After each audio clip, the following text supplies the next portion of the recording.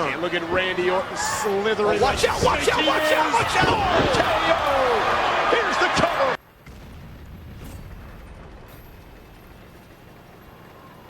And we're back here today with a video, this time finally bringing the Tier 10 French light tank, the EBR 105, to the channel. It's been hard to get games for this tank. It's not very competitive and on console due to a few reasons, but we'll get into that over the video.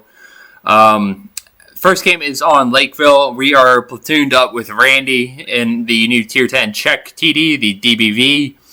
And we got the good spawn for spotting early, so we're going to take a little spotting run here to the usual position.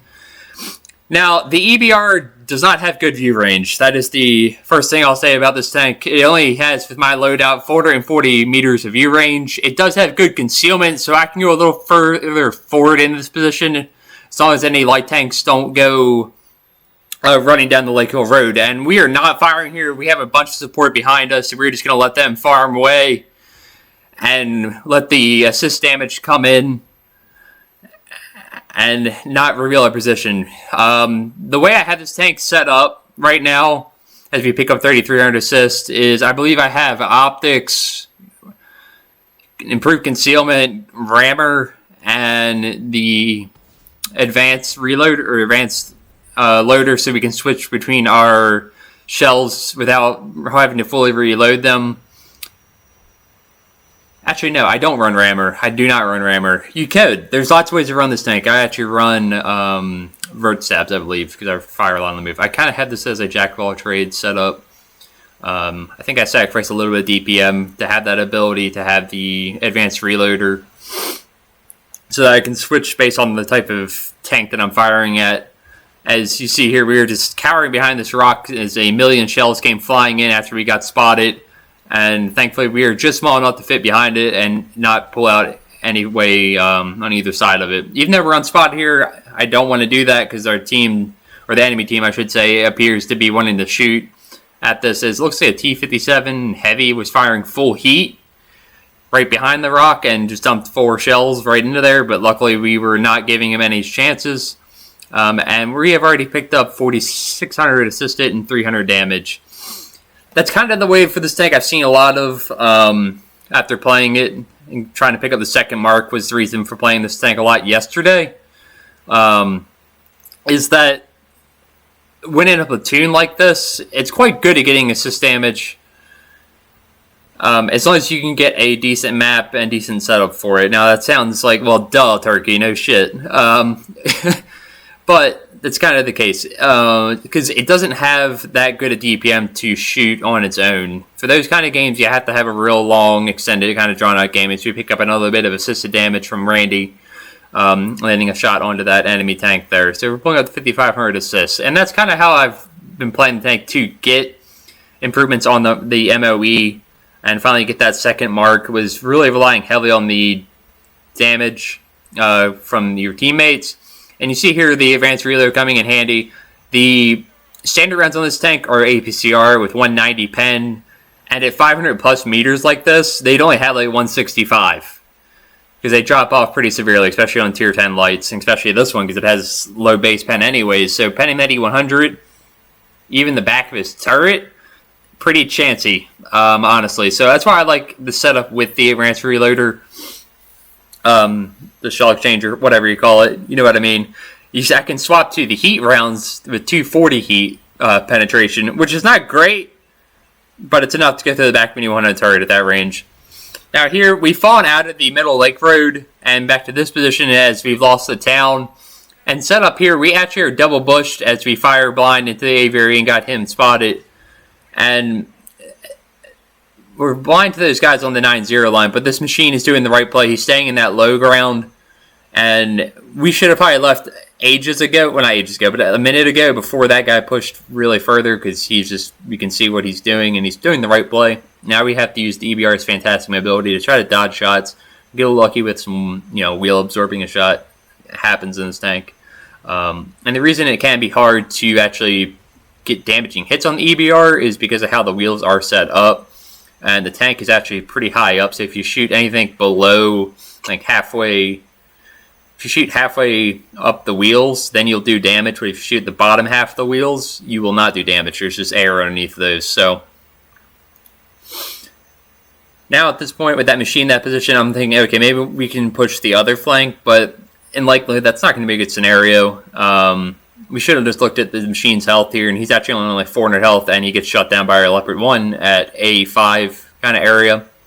So thanks to that amazing mobility of the tank, we're just going to go right on back. There's no point in pushing to an E100 and a bunch of medium tanks that are sat at the K67 location and just be totally unspotted, and will just absolutely farm us. So let's push down the flank that has got nobody on it again. We're up to 1,400 damage, 5,800 assists. Now, I'm going to be a little cautious here because there was a medium tank, and there are a couple medium tanks that they can reposition around the map fairly, quickly. Not as quick as us, but, So if we go back to our bush, spot nothing real quick. We're just going to keep working our way from bush to bush in this tank. Again, it has really good concealment, bad view range.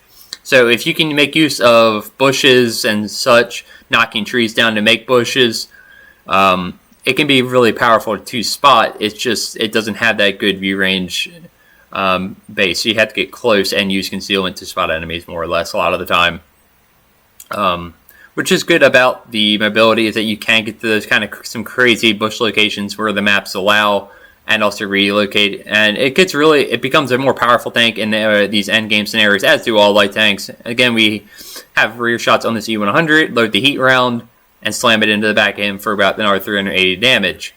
Now, this game is not very heavily on the damage, but at this point in the game, it's going to be more so that as our Leopard 1 shuts down the E100. So, like I said, there's a lot of ways to set up this tank as we push along the lake road. I don't want to go through the town directly, just due to this tank not having good DPM, and it's quite hard to control in those tight corridor scenarios. It is very, very difficult to be able to control on console. And here we poke out. We get kind of lucky the DBV does not actually shoot us. I think he shot the TD behind us. A better play there would have been to poke directly on the ridgeline to the left and just proxy spot those guys instead of taking a hit.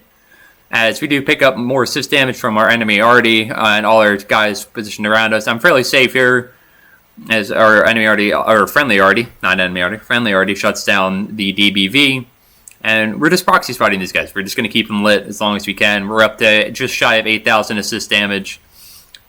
We see the M48. But this game is pretty much wrapped up. We're just going to try to get some disgusting snapshots there with the heat round into the Object 140. We see the TXC-2A just fired. He has good DPM, but we're already halfway through our reload, so I feel confident I can just come over and slap him for another heat round. And all that's left is a Conway and the M48 that we saw a minute ago.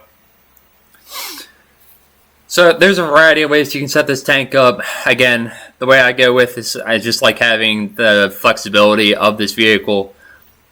You could set it up as a more camo net heavy and binos if you wanted to. If you wanted to set up, to get into that bush position early on and try to set up some binos.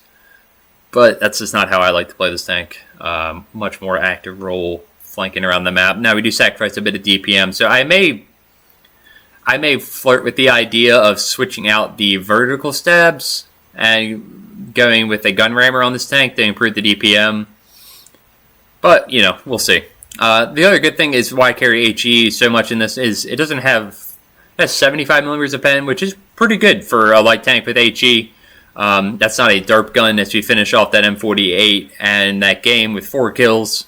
So yeah, the HE is definitely a very viable round. That's why I carry so much and why I like having that shell exchanger. So it has 75 pen and 500 average damage, which you can pen quite a few tanks with that. Combine that with the really good mobility. As we finish that game with 2,800 damage, 7,900 assist, 4 kills, and a first class. So yeah. Solid result on Lakeville, kind of highlighting the initial, hey, let's just passively spot these guys, not fire a gun, get a whole bunch of assists, and then move progressively through the game, rotating based on where we need the vision and where we need to fire the gun. So, solid result and a pretty good map for that tank, depending. This is a vehicle that relies heavily on getting good maps. And Erlenberg is a fantastic map for the EBR because it is just wide open. And you can use a lot of positions to abuse that mobility, camo, and yeah, just spot out the enemies. It's always a good light tank map.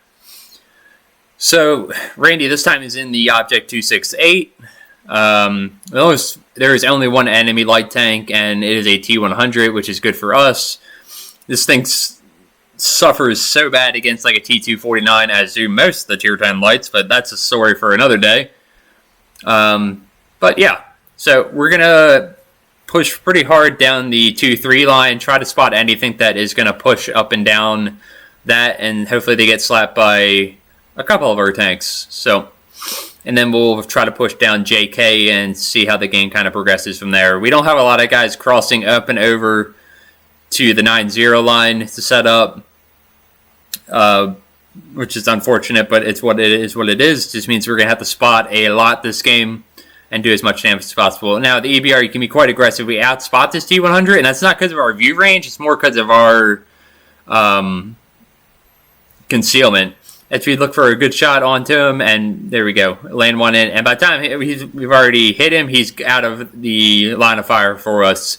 Now, we're still getting detected, so it makes me kind of suspicious here that there's something else back out there.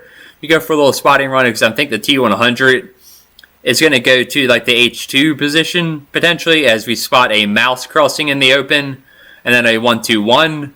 Now, we're hoping to get a shot into the 1-2-1 here. We load a heat round for some reason, and it goes right under his tank.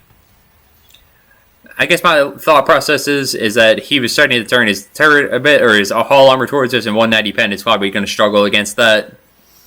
And the T100, it just YOLOs in and dies, which is fantastic for us in a matchup like this where there is only one light tank per team. It's ideal for the EBR because that means we will probably not get outspotted by a lot of things, at least based on view range alone. So we go up on this little hill. This is where the concealment's fantastic. We got a little bit of trees behind us. He's not going to spot us till we fire. We fire the APCR round right into his side. And like I said, I have a note here that there are probably a few TDs at like the K4-5 location, because I saw shell tracers earlier that I noticed. And the 1-2-1B is running away. We immediately get detected. Boof, there's a shot that comes in. So I'm mentally, registering that. I don't want to take a shot there. But that 1-2-1 is absolutely booking it out of here. And that's my signal to, I'm not going to dilly-dally here. We're going to push right in. We have a lot of support. We're going to try to spot up these guys. We activate our food, and boof, sure enough, there we go. We spot the Grill 15 and I believe a DBV. And hopefully we can start getting some shots at these guys. We could load the HE here. It's going to be a little difficult because we don't want to stay on top of this ridge line. There could be other TDs at the J8-9 location that could put shots into us. We just want to try to keep these guys lit. We don't want to let them escape here without getting shot a few times. And here we're kind of we're wasting a little bit of time right here. We should just keep these TDs lit up for our team so they don't get to retreat to a more favorable position. We spot the 1-2-1. I really would like to that shot back and have him taken out of the game because he's going to be their vision. These TDs should hopefully get punished a little bit while they're falling back. But doesn't seem to be the case. We get a shot onto the grill. Again, we probably should have loaded the HE there. We should have. He was driving in a straight line, and we could have got a 500 damage roll right onto him. Now, this is kind of a bad scenario. We don't want to push further in because the DVV and grill are ready as long as anything else up on the H8-9 location. And that 1-2-1 is in a pretty tricky location for us. He's going to spot us quite easily coming in, and he's going to be hauled down for us. So we don't want to really push that. Even though he's a one-shot tank, that's why that missed shot was huge. We could have taken him out, and we could have progressed the fight there a bit. So we're going to just go to a different flank, see what other opportunities kind of allow us. We have the camo and vision here. As we spot out a bear in the open and slap him, and he gets absolutely destroyed with a couple rounds from our TDs. And again, we're just staying at the distance where we can spot but not get detected ourselves, hopefully. And here we spot a little cheeky angle. We load the heat round and put one into this E5, take our aiming circle off on him to make him believe that he's not getting targeted. Then we find the bear again, other angle, and dump another one into him for 317. You gotta love those reduced damage perks, really fun. And then we find the Kronvon finds it before we are able to load a shot and take out the E5. So that's great for us. We've removed the tank from the middle of the map here, and now we can progress into a secondary location that I quite enjoy. It's quite powerful too, is moving across the middle and then dipping into this little corridor. We look for a shot into these tanks advancing a bit, but we ain't got nothing here. I will put my crew skill loadout into this, but it's a lot of the concealment and vision perks as you would kind of expect in the EBR. So yeah. And we shot out a Waffle E100. And we do dump an HE round into him. Again, it's 500 average damage, but we only hit for 437. But hey, it's better than what we would have done with APCR probably. We can pen the Waffle E100 when he has his turret side on, even after the armor buffs. So where it's hard to pen that thing with anything less than like 90 millimeters of penetration frontally. But when he's side on like that with turret, you can still pen with HE. So now we're just in a really, really aggressive position as we slap another one into the Grill 15 who we respotted. And he's not going to appreciate that, as you'll see in a second. Us shooting him twice. And we're in a very isolated position, but at the same time we have a lot of support. I see this Waffle 100, and this is kind of because of what tanks are over here. I feel fairly safe doing this. I have a lot of support behind me. I have Randy behind me. The DBV doesn't quite have the gun depression here. I don't want to go too far to the JK line because then that opens up opportunities for them to shoot at me. And here comes the Grill, who's just absolutely full sending it. He's very upset that I touched his virtual tank. We slam one HE round into him, and I'm hoping for some shots from teammates. Probably could have turned left right here and gotten safer, as we're actually going to eat one from a DBV off to the right, or off to the left, and we take out the Grill in the process combined with the Kronvon. So we avoid the YOLO attempt, or at least minimize the impact it has on us, and send that guy back to the garage. So now I really want to keep trying to spot these guys up. So we're just going to get right back to our same position, hopefully not get YOLO by any other tank destroyers if we can help it, which it's an Aviary and a Waffly Wonder. They're quite slow, so we should have time to react if they do. Again, the great concealment means we can pop up on this ridge, take a shot in the DBV, and then reverse immediately. The great thing about the EBRs is they have the same speed going forward and back, essentially. So if you can just do a lot of pop shots like that, just pop up while you're concealed, look for a shot, and then APCR does APCR things and gets absorbed by some weird angle. Now, I've poked that spot probably once too many times now, so I'm just going to kind of let the DBV be a bit. We're up to 4,800 damage, which is quite a lot for this vehicle. It struggles on maps that aren't open like this to get damage out because of low penetration and low DPM. So we had a game on Berlin where we had this Berlin Assault, which was just awful for this tank. I think I did like 2 shots of damage because of how bad of a matchup that is. Again, these are 2 maps that are much more suited for this vehicle. So obviously take it with a grain of salt if you're really looking at the grinding of this line, which I don't fully recommend. I would recommend mostly every other light tank line before grinding this one. It's, again, not great. The only redeeming quality of this thing really is the mobility and the concealment a bit. So we've had an excellent result in this game so far, and we're hoping to get more out of it. There's still 24% left on the board. We're pushing a bit aggressive here. We get lucky with a snapshot into the side of the T-62A and get back into these buildings for cover because, again, there is a DBV that's unspotted and an AT-60. T-62 gets shut down by the M48, so that opens up a little bit of flexibility for us. And here I can play a position that I was headed into before because of that T-62A and pop up and over on the rear of these 2 TDs. I load up an HE round and look for the shot and slam it in for 493, bring us up and over 6,000 damage. And now these guys have their attention split between me and the TDs behind in front of them. So now we're able to put another HE shell into the back of the DBV and finish him out off of this game. Now, this game's obviously pretty much won at this point. It's just about how much damage can we get out of it at this later stage. And I don't want to throw my tank away. We're a one-shot for essentially everything here. And we spot the other DBV, who I was a bit surprised that he was there, but at the same time not, as he gets slapped by Randy again for another 700 assist or so for us. As I said, this game was definitely an outlier yesterday, and in general for playing this tank it's kind of rare I find me doing more damage than actually assist damage in this vehicle. And definitely not, this is definitely by far the best game I've ever had in this tank. And I'm really hesitant. I would like to get 3 marks on all the tier 10 lights, but I doubt, I don't know, this one seems tough. And we just have to get lucky with the lineup of maps that you would get. So, we're being a bit cautious here on this DBV. He seems like he kind of knows what he's doing a little bit, so I'm not super eager to just rush in. If he was on a little bit lower HV, I'd rush in here. And I could just load HE, which is what I'm going to do. But then we hit him for 7 damage, and I'm like, oh, well, here it goes, I'm dead. But we dip below the ridgeline, and a Waffly 100 takes him out.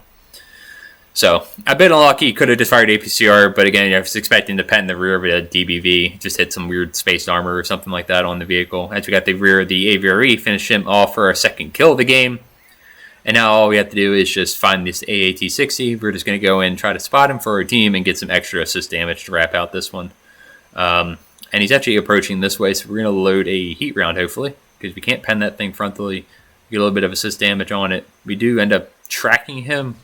And now I'm expecting him to probably maybe shut me down here because he does have 420 alpha, but he thankfully misses. We do our best dip, dodge, dive, and dip. And we get a lucky last penetrating shot and bring us up and over that 7,000 damage mark, 7,200, and then 4,100 assists, and bring us just over that 11,000 combined damage total on Erlenberg. A really great game on a really great map and matchup for that tank. Yeah, so I hope you guys enjoyed. And I will catch you in the next one. See ya. Peace out.